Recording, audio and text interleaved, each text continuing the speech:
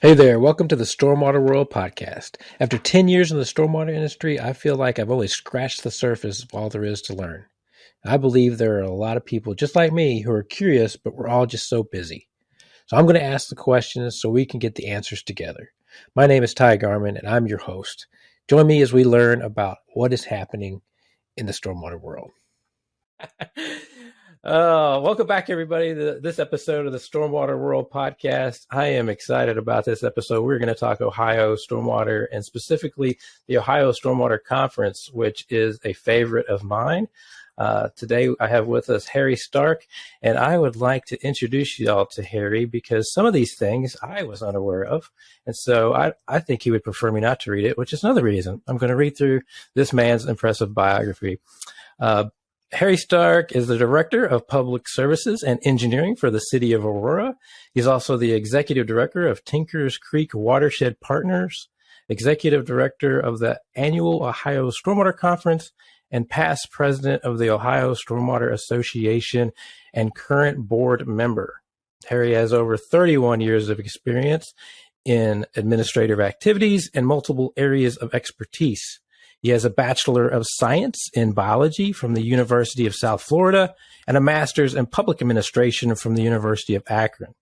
He has received the Stormwater Professional of the Year from the Ohio Stormwater Association, Distinguished Service Award and Wayne S. Nichols Award from the Water Management Association of Ohio, District Director Service Award from the Ohio Environmental Health Association, and Business Advocate of the Year from the Wadsworth Chamber of Commerce. Harry. Thankfully for me, I just know him as Harry. Thanks for coming on the pod, sir. How are you today? I'm good, but when you have a long bio, it just means you're getting old, right? Oh, perfect. Does that mean I'm not old? Because I feel it. I've known you for over 10 years now. How does that sound? You've got 31 years of experience. So I guess that still does make me a baby in this program, right? Yeah. No, it's great. It's great to see you again. It's been a while, so no, this is awesome. Yes, sir. Well, we're here to talk about Ohio Stormwater, but let's jump into the conference first. I don't know if you want to go back. How long has the conference been going on? Maybe let's do some background for folks that may not even be aware. I know it's shocking. It's such a great conference, but at the end of the day, it is a regional conference. And so there's going to be some folks that are not aware of the conference. So let's go through a little history. And then let's go. I think we have to address the pandemic and then how you've made a comeback from there and the things that have changed. Yeah, no, absolutely. So I think, back in 2007, I had an opportunity to speak at StormCon. And I got back to Ohio, was sitting in a bar with two other people, because, all good ideas come when you're drinking in a bar. Right? Well, absolutely. Sitting in a bar, and I was just saying, man, that was such a great event. You know what I mean? Because you got all these people coming together and just talking about stormwater. And I said, we really need to have something like that in Ohio because, how many people can afford to go to StormCon and travel and do those types, especially in the government world. Right. And we were sitting there drinking and they basically dared me and said, yeah, go ahead, do it. Put it on, kind of the double dog. And also what happens when you have an idea, right? Like you have this idea and then you just created all this work for yourself. Congratulations. Yeah. Yay me. Just kind of jumped into it. Had no idea what the heck I was doing at all. Never put anything like that together before. And in 2008 was our first conference. This year is our 16th conference this May. And, I was just hoping maybe 50 people would show up, some exhibitors. And we had 400 people show up. Wow. First year, 400 people. Yeah, it was like 55 exhibitors or something. It was insane, What an awesome nightmare. What an awesome nightmare. Good problem to have, right? And Yeah, right. I learned so much from that first event, things not to do ever again, and how to work with people differently than I'm used to, because being in that type of world, you got to try to make everybody happy, which you can't.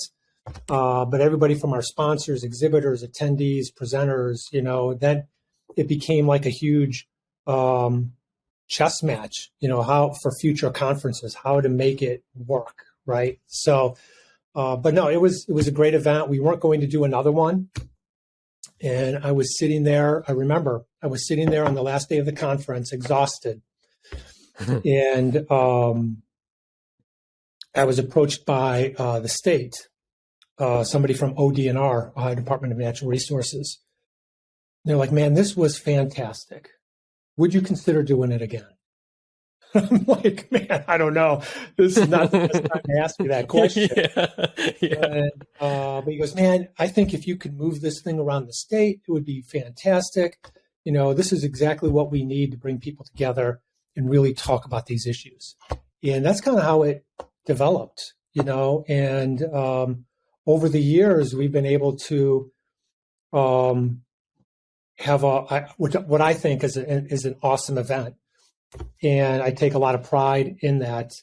I never wanted it to become just a vendor showcase, because vendors and sponsors and exhibitors are a main portion of the event, but you need to have something that brings people to the event. And so I think we have one hell of an agenda every year. And I mean, it's done better than I ever thought it would.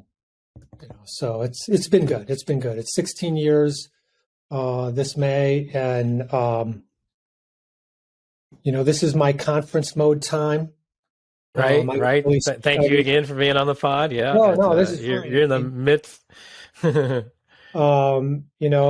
like you said, I have a full-time job. This is kind of I do on the side, and it's just I just get so in tune to the conference. My wife hates conference mode, right? Because I'm I'm just boom, boom, boom, working on this thing. But no, it's going to be another good event this year. So, well, how did COVID affect the conference, and then how did what did you guys change? What did you end up keeping from that experience? And then what does that make 2023 look like this year? Yeah, so COVID, like everybody else, affected us dramatically. Right. Obviously, I work with a nonprofit as well, and the nonprofit devastated our finances during that time. In the conference, we had to cancel it in May, May of 20, I think it was. Mm-hmm. Yeah, May of 20. Yep. Sounds right. We had to cancel it, because the governor basically shut down the state, couldn't get together. And then we decided to move forward with a all virtual conference. And that was in August of 20. What a nightmare that was. You're talking to a guy that, this is, you're involved in your podcast, and I am not in that world. And it was trying to put that together was just the most difficult thing I'd ever done in my world. And, is it going to work? Isn't it going to work? We had a lot of technical difficulties. Potential is high. Yeah, and chance for failure high. Yeah. Yeah. And we had problems. You pulled it off. Sure. And I will, and we still had, I think for the virtual conference, we had around 700 people attend virtually. And that's great. Everybody was awesome. Everybody that joined, they knew the technical difficulties that we were having. I might get a text from somebody, hey, I can't hear this, which was great because then I could fix it. I'll fix it with the company, right? And so what we did after that is we've had a virtual component now with the conference every year, which we've thought about doing even before COVID. So I guess just it forced your hand. It forced your hand. Said, we're doing all right. We're fine. That's just that much more work. And then it kind of, right. Once you figured it out, might as well try to keep some part of it, right? Like, yeah. You went through Yeah. In 21, we did a true hybrid event, which was another nightmare in its own complexities. But so last year and this year, we're doing basically pre-recorded presentations. So what'll happen is you've been to the event, right? We have yes, sir. 6 simultaneous tracks. And I've always heard over the years, there's 2 great presentations going on at the same time. I don't know which one to pick. Well, now in the virtual pre-recorded aspect of it, which you can still get CEUs for, the presentation that they're showing that they're doing at Kalahari at the conference is the same one that they pre-recorded, and you now have an opportunity to go in and see anything you want. It's called Expo Pass is the platform we're using, and it tracks everybody when they come on, when they go off. So on the CEU side, we can provide that information because nice. Believe it or not, there's still entities that are really limiting travel.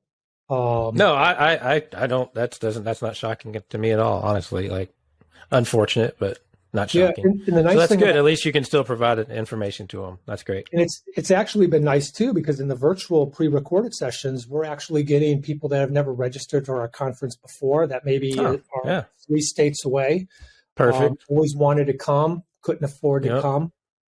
So now they just sign up and get the presentations that way. So that's awesome. That's awesome. So the numbers looked, they did well in 2022. I'm assuming you're already trending. You have high hopes for this year as well.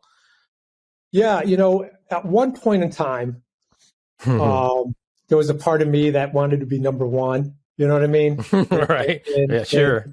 In the country. Right? And, we hit 1,000 registrations. I think it was the year before COVID. Which to me was fantastic. I never thought I would get to that point, right?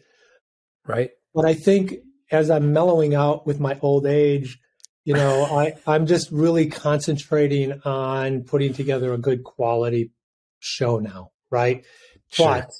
But we had, what was it last year? You're taxing my memory. But anyways, like this year, we're still thinking maybe 800 in person. Nice. I'd love to get back up, in the 900s again. We'll just see how that goes. And then we also have the virtual side of things. We had close to 300 people that just signed up for a virtual only last year. And we had like 700, and it was close to 800 in person. So it was a good event last year. And yeah,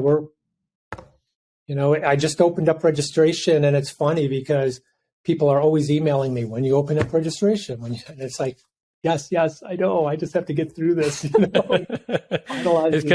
just comes earlier. It comes earlier every year, like Christmas decorations. Like you got to put it out earlier and earlier. People are looking for it. That's awesome. I tell you, my 2 cents, and I'll say, ironically enough, I did a podcast with StormCon and then Stormwater Solutions, and the merger or acquisition of Stormwater Solutions by Endeavor, and then the Stormwater Solutions team's taking over the StormCon efforts. And so I gave my opinions on that podcast, which which everybody can go listen to. I definitely don't hold back, and it's not a sponsored pod. So I was a StormCon very vocal StormCon hater for a while, but they're doing a lot better. It came along last year, and I have really high hopes for them this year. And it'll be in Dallas, and so I plan to attend. I also plan to attend the Ohio Stormwater Conference, which I go back 10 years going to that conference. And so again, this is not sponsored in any way, shape, or form. And I can honestly say, from a exhibitor's standpoint, I don't attend a lot of classes. I never have. And I'm sure the content is amazing, because that's the only way you're going to get the numbers that you've been able to do over the years. But as a vendor or exhibitor, and sponsor of that conference over the years. It's probably one of the, if not the best run conference. So those listening out there, if you do a conference, you're thinking about a conference, or you're responsible for a conference, I'd say it's worth going to Ohio just to see, reach out to Harry and see, how to run a conference, because it's always been top notch pricing, and the pricing structures held the line for years and years and years. I don't know how they've been able to do that, but that's something you could ask Harry and his team. And it's just it's a well run conference, and I think the people in Ohio and the other regional attendees that come, they probably are spoiled. They don't realize, because I've crisscrossed the country for 10 years, and I've been to some great conferences, and I've been to some conferences that I've packed up and left. So kudos to you for being able to have pulled this off consistently since 2007. It's amazing. Thank you. No, I appreciate that. I really do. There's every year when I go into it, I always tell people, if you have a stormwater or a watershed management issue, and you come to the conference and can't get some type of thought on how to deal with it, then you didn't do it right? Because we've got so many people, network with so many great professionals. Yeah, we have our sponsors and exhibitors who have an expertise. And then you have all of the presentations that are going on case studies, and you have people who are really, have gone through maybe things that you are dealing with now.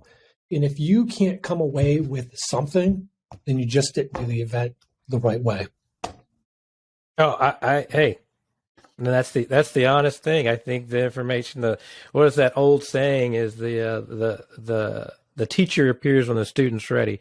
If you have an issue and you're looking for the answer, you should be able to find it at the conference 100%.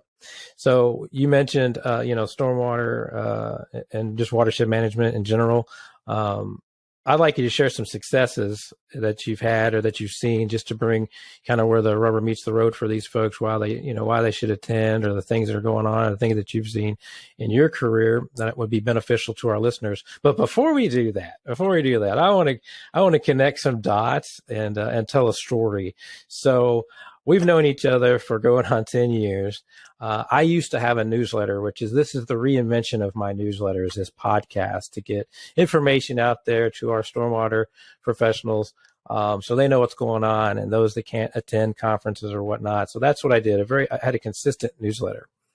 And back in the day, it used to be, your URL. Where can people go to register right now? What's the URL? It's very long. Thank you to you, but ohstormwaterconference.com. Yes. So that will also be in the show notes, folks, so you can register. But it used to be Ohio StormCon.com. Right? OhioStormCon.com, I believe. It was OH right? StormCon. Oh, yeah. OH StormCon, yes. So in my newsletter, I had put the URL promoting the conference, as I used to promote everyone's conference. And then some odd and interesting things occurred. Would you like to share that story on how we got to know each other a little better because of my little baby niche stormwater newsletter, sir? Yeah. So, he really gave me a headache. And, but you made a comment in it that said the Ohio StormCon is better than the National StormCon, something like that. I can't remember the exact did I? date. Yeah. Oof, and gosh. I got a call from I can't remember his name now, from Forrester. Oh, we don't need to name names. People know. Okay. I know it. I can. So he called me and basically started berating me a little bit, and was going to give me a cease and desist from you using our URL, because he said it was we were infringing on his trademark for his URL, which I didn't agree with. And so we had some good conversations. I talked to our attorney because we trademarked the name Ohio Stormwater Conference. So, and he said, you can fight it. You'd probably win, but do you really want to go through that process? And this happened the week before our conference was supposed to go live, right? It was the week before, which is always a busy week. So we agreed to change our URL to the ohstormwaterconference.com, since that's kind of what our trademark is. So so after that, I kind of got a bug up my butt that I wanted to compete against that entity, and which I think we did pretty well, because their numbers were starting to go down and our numbers were going up. And I think at the end, I felt good. Yeah, so my side of that story, I got a scathing voicemail. No need to go into details there. I may or may not have published like something that apologized for something or whatever that, we apparently did or didn't do that was really within our rights, because it was, whatever. But it was but here's the wrap up of that story. I did end up confronting that gentleman, and so his scathing voicemail was not nearly as there wasn't as much vitriol when he was standing there in person to me than when it happened. And it's so all of our listeners know that that gentleman and all those people are gone. All those people are gone. There is no bad blood between myself, StormCon, and nor with Harry and StormCon. And you can kind of touch on that, what you're going to be doing there. But my end of it is that I'm sitting, because the Ohio Storm, right, it happened all within a week of the show. So I'm sitting at the Ohio Stormwater Conference, and unbeknownst to me, I think at that point, I don't know if we'd reached out to each other or not, but that Harry gets up there on stage and says, "Here's our new URL, and I'd like to thank Ty for putting me through this hell."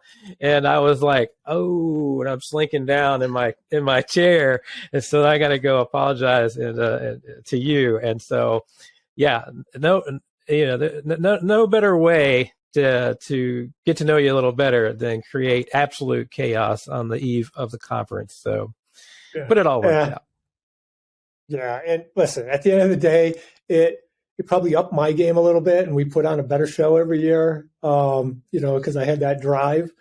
But and like as you said, it's all full circle now. Endeavor is the entity that is putting on StormCon now, and Ohio Stormwater Solution, or not Ohio Stormwater Solutions, and I've done some work with those guys in the past, and I'm actually on the abstract review committee for StormCon, so it's kind of like you come full circle back to it. But I really hope that Endeavor and the team there is able to reconnect StormCon to the way it used to be, where it was a lot of great information, because you got to bring people in from all over the country, right? And you better make sure you have a good agenda. So, yeah, I've actually been in conversation with them as well, and it's going to be in Dallas. This year's Ohio Stormwater Conference, though, is in Kalahari. It's at the Kalahari Resort. That will be in Sandusky, Ohio, correct? And so all that information will be in the show notes, folks. You can click on those links. Kalahari is a family-friendly resort, just so you know. So if you got that opportunity to bring your kids or significant other, it's just a great opportunity to learn, network, and enjoy yourself a little bit if you haven't had that opportunity to do so. Let's talk about some successes. Let's actually talk about, because Ohio Storm, I've got clients in Ohio that it's a well-run state, in my opinion, and maybe just from the little bit that I get to see. So you got some things you'd like to share in regards to that? I think this state, as well as many other states, went through this figuring out phase with some of the new stormwater regulations when they came out in the early 2000s. And I think that Ohio has done a lot of it right. Could it be improved? Absolutely, in many areas. But I think that working with the Ohio EPA and other entities, there's a really true sense of collaboration in this state, which we didn't always have. It's a very strong home rule state. There used to be a lot of fiefdoms back in the day, but I think people see that there's a lot of issues, a lot of stormwater challenges, which are causing other issues, flooding, watershed degradation. And with the changing of hydrology, especially up here in this state, we are seeing larger rain events more frequently. It rains here like it does down in the South now. We don't get many nice, gentle rains anymore. It just, You are correct, sir. It pounds us or we get nothing for months. Yeah. So, we've been going through a huge learning curve in how to deal with some of the changing hydrology. But I think one of the biggest things that I've seen is the collaboration. People are coming, entities, organizations, public, private, coming together when there are issues, trying to come up with solutions. For me, in the city of Aurora, small little community, 17,000 population. It's a urban, rural area. A lot of stormwater issues here. When I started here, 6 years ago now. Wow, has it been 6 years since you've been there at Aurora? Oh, yeah. Gosh. Okay. Cool. See, time flies as you get older. It does. It does. We have been trying to address these issues. We just completed a stormwater model for the entire community. Strand Consulting did it. They did a great job for us with a list of all the projects that we could do to help alleviate, future flooding and other issues that we have. And the list is like this, right? It's huge, but we're actively looking at implementation of a lot of that. Are dealing with some wastewater issues because stormwater affects wastewater at times if you're getting infiltration. Mm-hmm. So I think one of the takeaways there is there are communities like us doing the same thing. How do we solve these problems? Instead of just saying it's an unfunded mandate and we're just going to ignore it, communities are actually trying to look at how do we solve it. And EPA has been okay. Working with, looking at opportunities that are out there. There's, being in the Great Lakes, a lot of funding. We have the ability to go after some of it. You have to be unique in how you want to use it because sometimes you can't just use it for stormwater. But if you wrap it around some type of a stream restoration or a floodplain project, and that's kind of a side effect that, you can get through some of that. But no, it's coming to where I am today, 31 years in the state of Ohio. And again, I don't know how I ever got here from Florida, but, 31 years in the state of Ohio to see where we were and where we are now. I mean, you can actually see changes and progressions and a lot of positives, more positives than negatives, over the years. Right. Well, the whole thing, of course, I'm not a very good historian, but, if we go all the way back to the river on fire back in the day that everybody likes to teach, the 101. Now we fast forward to 2023, and I don't mean to put you on the spot, but I just think about it. What, if you want to give any thoughts, or you can completely, pass. But now we go to 2023, and then we've got the train derailment. Anything? You got any opinions on that, or has it affected you guys, or anything going on that? Yeah, your thoughts, I guess, just in general on what, because that's a bigger issue than just stormwater, obviously, yeah. but it is in the water. Oh, absolutely. And one thing I want to say before I get off of the pros, I would be remiss on this one topic is obviously in Northeast Ohio, we have the Northeast Ohio Regional Sewer District, and they have implemented a true stormwater utility for 50 plus communities, and they are really looking at how do they deal with stormwater issues, watershed management issues on a regional basis rather than just by community. So I think that's another huge benefit to this region. Gotcha. Going back, the burning of the river, insane, right? I mean, Right. to go back and John Hardig is a historian, I guess, of the Great Lakes, and he's going to be speaking again at the conference this year.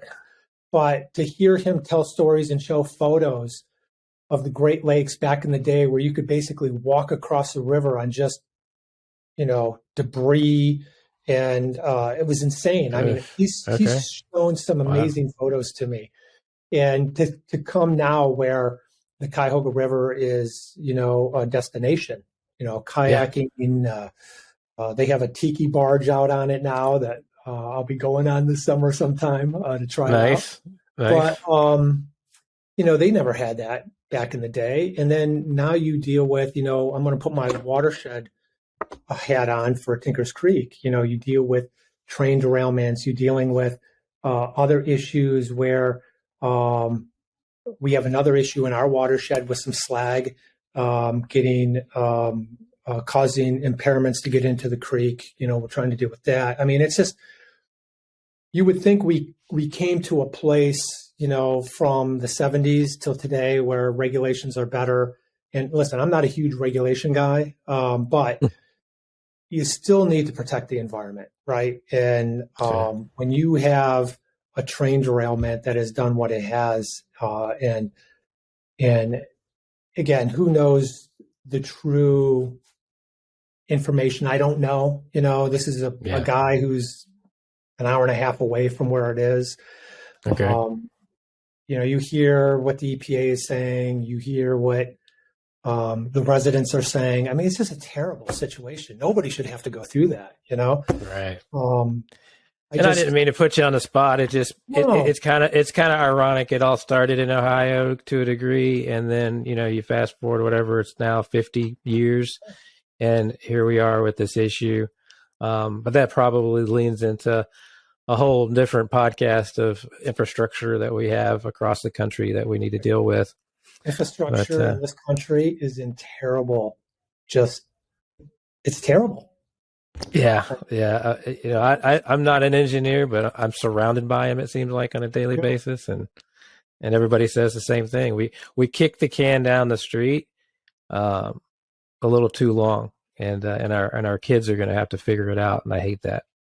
I mean, it's just, in my little community, I've got old sanitary lines, storm lines. A lot of them are really bad, right? I mean, roads. I mean, you name it. Just in this little town, how just and we're not the only ones. It's all right.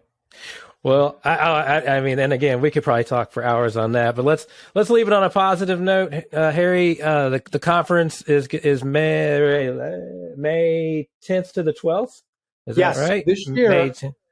This year it's a little bit different for those people who haven't been there before. Typically the 10th is tours, some certification classes during the day, and then we kind of go out and have fun that evening. Well, this year, our keynotes are going to be Wednesday night, the 10th. So it's going to start at 5:00 p.m.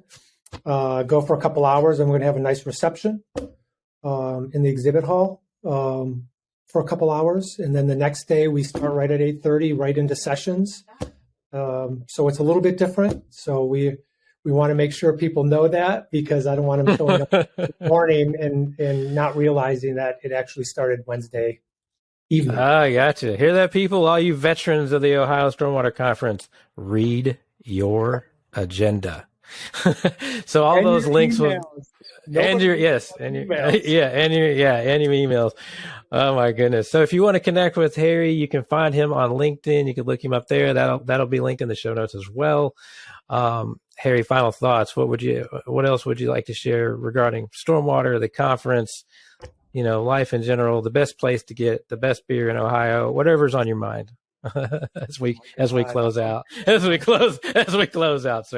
That's another show right there on beer. Hey, I'm open.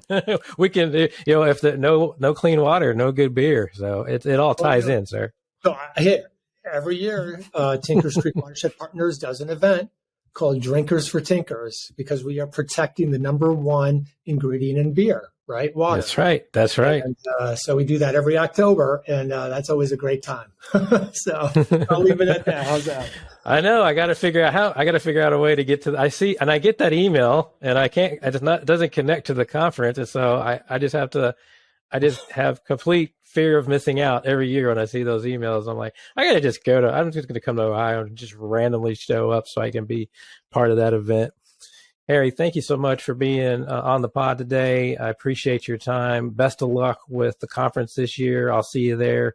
I will be there, and I'm looking forward to it. So, again, thank you so much. Well, thank you.